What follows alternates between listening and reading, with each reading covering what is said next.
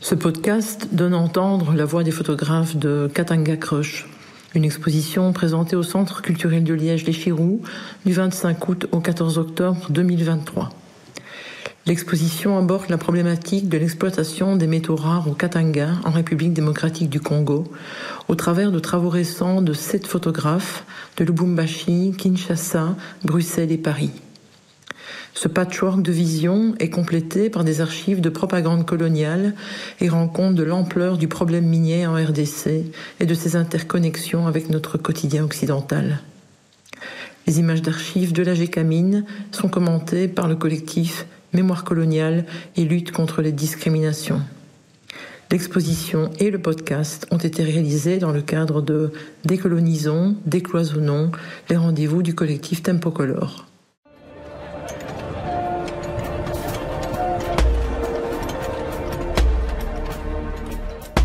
Bonjour, je m'appelle Arsène Piana, je suis photojournaliste, artiste, mais aussi enseignant. Je collabore avec l'agence France Presse, le New York Times, le Spiegel, Libération.fr et tant d'autres. Et actuellement, je suis le chef du département photo à l'Académie des Beaux-Arts de Kinshasa.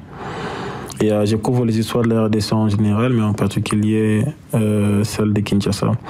Et le travail que je vous partage, c'est un corps de projet, c'est un reportage sur la ville de Manono que j'intitule Manono Kesho.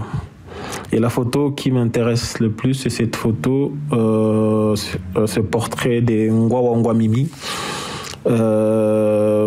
qu'elle pose dans la carrière sous-sol de Datcom Mining. Et sur la photo, c'est que j'ai trouvé la dame pendant l'interview et qui s'est plaignue au fait des conditions de vie là-bas et qui au fait essaie de partager un peu son point de vue par rapport à ces grands gisements de lithium découverts dans la ville, où elle se prononce comme étant partante à arrêter d'extraire le tin, à laisser de l'espace à des gens qui ont beaucoup plus de possibilités d'extraire ce lithium pour le bien de la communauté. Parce qu'elle espère en fait une vie meilleure pour ses enfants en ramenant des infrastructures, que son mari trouve du travail et ainsi de suite. Et moi, pour moi, ce portrait, c'est l'impression de ces cris d'alarme, en fait. C'est l'impression de ce qu'ils font face. Et juste après quelques minutes, après l'interview, je verrai maman Mimi essayer de se nourrir avec ses enfants avec des mangues. Et puis ils m'ont dit qu'ils ont passé des heures et des heures dans la boue à filtrer le thym de l'eau. Et ils n'ont presque rien trouvé, ils n'ont presque rien gagné. Et pour moi, c'était important, en tant que reporter, d'essayer d'imprimer ça, d'imprimer cette histoire et essayer de le mettre à disposition de tous. Voilà, ce reportage, je l'ai fait en début d'année avec le Spiegel. Merci.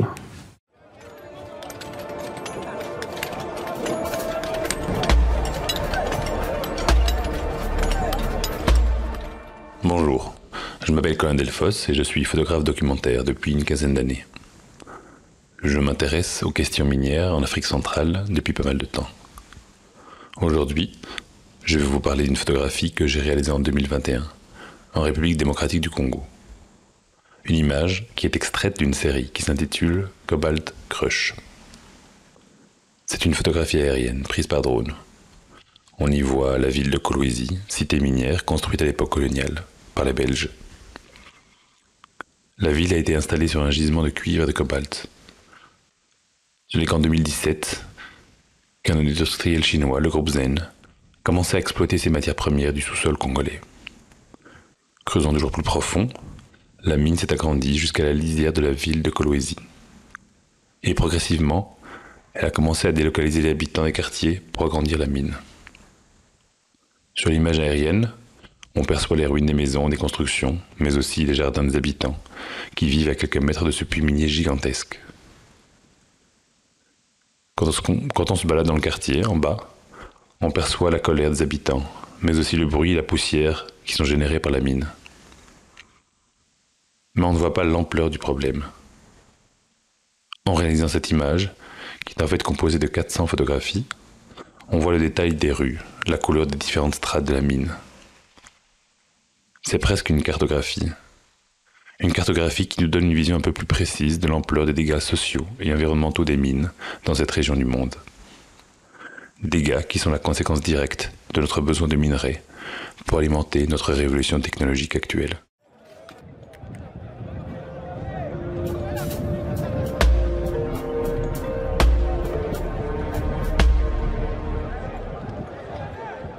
Je me nomme Guilain El Magambo Bin Ali Gulda, alias People. Je travaille à Lubumbashi, où j'exerce les métiers de photographe et de vidéaste. J'ai choisi l'image de la maman et son enfant. Oui, il a un titre. Comme je l'ai dit, c'est la maman et son enfant dans un tombeau à ciel ouvert. Il est tiré de la série Quasi Termine. Quasi Termine, c'est la contraction des 3 mots que j'ai créés, qui signifie quasi, terre et mine, donc qui a 3 significations en swahili. Et ce travail, je l'ai fait dans les anciennes carrières des cassitérites, à 700 km de Lubumbashi, donc à Manono. Sur la photo, on voit la maman qui porte un bassin où il y a un ordinateur et un bébé qui est aussi à côté, qui est imbibé de boue partout. J'étais là pour la continuité de mes travaux. Il y a 10 ans que j'ai axé mon travail de recherche sur les femmes et les enfants dans les carrières et les mines. En tout cas, cette image, pour moi, représente beaucoup de choses. C'est pourquoi j'ai préféré les mettre en noir et blanc et l'ordinateur est en couleur. Elle représente la pauvreté et la mort de la dame et son bébé, qui sont dans une tombe qui attendent carrément l'enterrement. Pourquoi? Parce qu'après avoir été exploités par les multinationaux qui vont acheter les produits, qui vont fabriquer les ordinateurs, les téléphones et tout ce qu'il y a comme voitures électroniques et tout, et ceux qui travaillent dans ces carrières et mines, les mamans, ne bénéficient pas. Mais cela s'est fait malheureusement au vu aussi de nos gouvernements qui sont complices, comme je peux le dire. C'est pourquoi quasi termine dans ma langue signifie quasi termine en kiswahili, quasi naisha, le travail qui finit. Le travail qui finit, les gens, enfin le travail, la terre et les mines. Dans ces travails, on retrouve ces 3 mots. Il faut noter que le travail de quasi termine est accompagné d'une vidéo de 15 minutes qui nous plonge dans l'ambiance des carrières et mines. Telle est ma réflexion autour de cette série que je présente. Je vous remercie.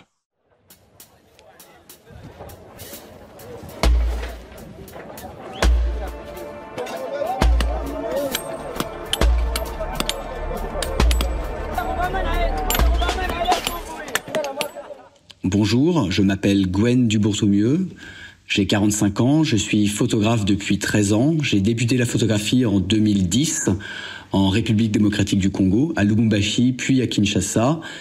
Et depuis une dizaine d'années, je travaille depuis Paris. Mais je me rends très régulièrement en République démocratique du Congo pour réaliser des reportages sur des questions sociales et environnementales.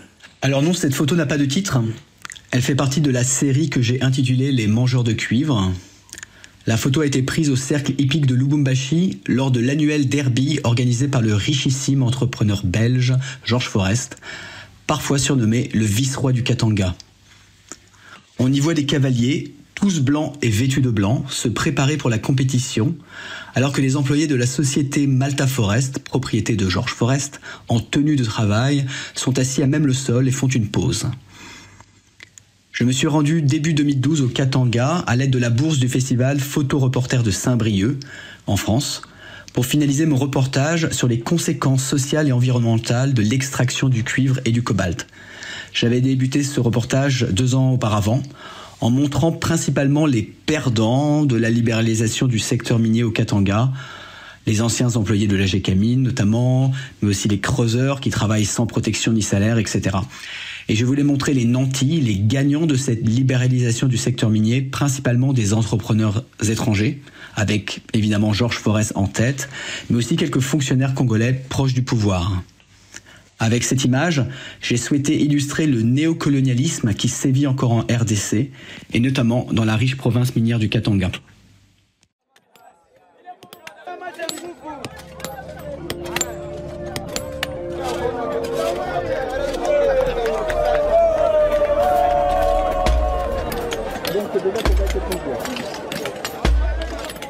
Mon nom est Kwilemba Kassaou Joseph, mais en tant qu'artiste, je préfère qu'on m'appelle Joseph Kassaou Wamambwe.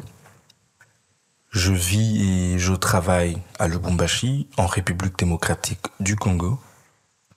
Depuis 2020, j'ai cofondé avec un ami le collectif Nidji Connexion à Lubumbashi, qui est un collectif essentiellement de photographes, des artistes visuels, on va dire, et des écrivains. Parce qu'on a pour envie de produire de nouvelles images de notre ville, mais aussi de raconter des histoires autour de ces images-là.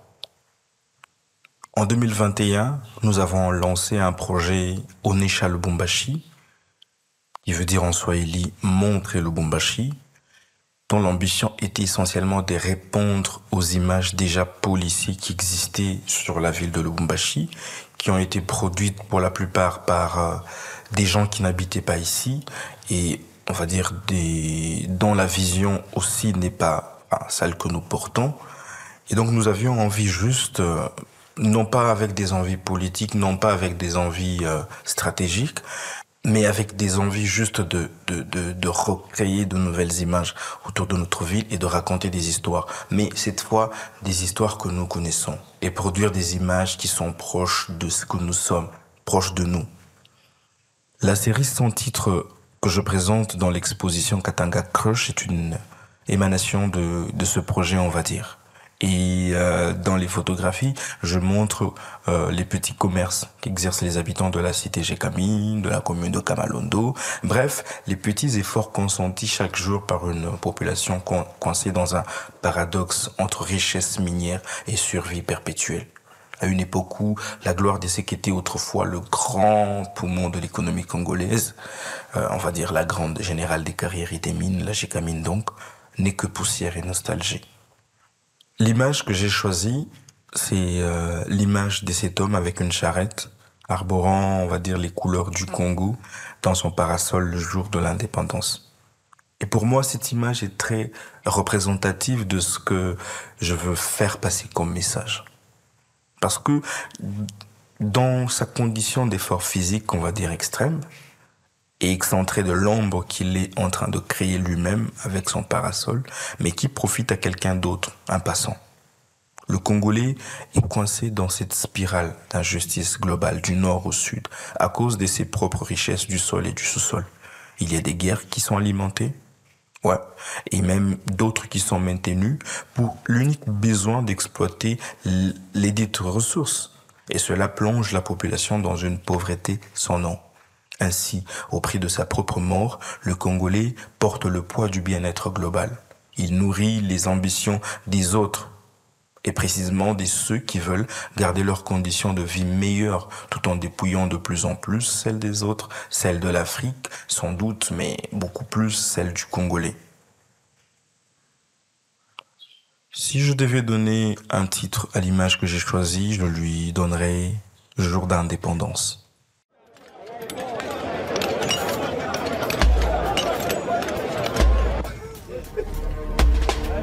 Je suis Isaac Sahani. Je vis et travaille à Kinshasa. Ma pratique artistique tourne autour de la photographie, la performance, les installations et le cinéma. Ici, je présente un ensemble de 12 photos identiques, variées par plusieurs couleurs, intitulées « Stérile, poésie sur la montagne sacrée ». Je l'ai réalisé à Lubumbashi, dans le cadre des ateliers Picha en 2017. La photo manipulée, ou la photo de base a été capturé à la Gécamine. D'où l'élément imposant et remarquable, c'est la terrile de la Gécamine, recouvert des codes barres, d'une croix et des chiffres qui rappellent un peu les dates importantes de la République démocratique du Congo. Et comme je l'avais dit avant, j'étais là à Lubumbashi en résidence aux ateliers Picha lors de la 5e édition de la Biennale de Lubumbashi. Et parce qu'il fallait que je propose un projet. Et dans ces cadres-là, on nous avait fait visiter Lubumbashi, les espaces importants de Lubumbashi. Et moi, j'avais trouvé intérêt de développer un projet autour de la Gécamine, qui est l'industrie minière du Grand Katanga. En gros, cette œuvre évoque les réalités économiques du Congo, avec comme métaphore les terrils de la Gécamine. Il nous rappelle toutes les périodes auxquelles le Congo a connu ces moments de gloire et de chute. La croix qu'on voit aussi nous fait allusion au mont Golgotha, où je considère aussi la terre de la Gécamine comme un espace de crucifixion, à la fois de gloire pour les Congolais. Et ça dépend de qui ou des uns des autres, de la manière dont chacun tire ses intérêts.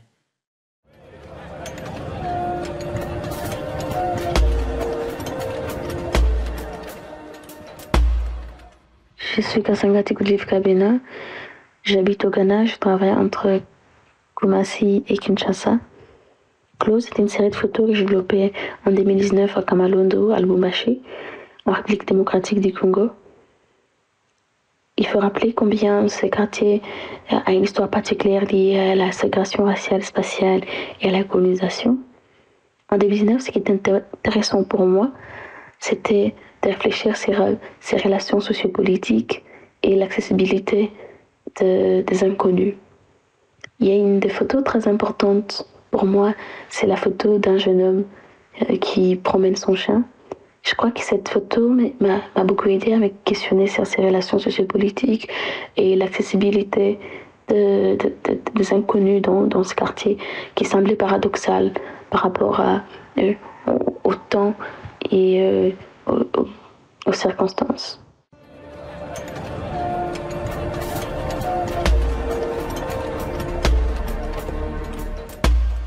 Sancho Kiensumba, membre du collectif Mémoire coloniale et lutte contre les discriminations.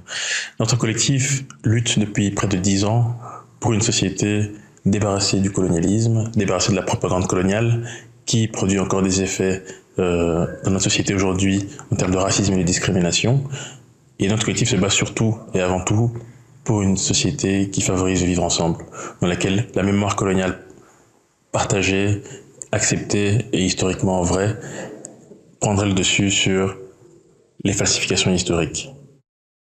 Le capitalisme et le colonialisme sont les deux faces d'une même pièce. Le développement de l'industrie au Katanga en particulier, à cause des immenses richesses qu'on y trouve, mais dans la colonie en général, n'est jamais destiné à enrichir les populations congolaises. Un haut fonctionnaire catholique, Octave Louwers, disait d'ailleurs ceci dans une lettre envoyée au prince Léopold, futur roi Léopold III, de Belgique, en 1933.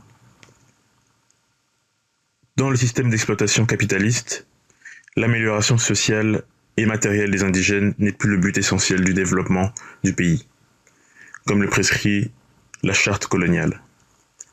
Le but essentiel est la mise en valeur des ressources du pays au profit des entreprises capitalistes. Les indigènes ne reçoivent que les miettes de la table.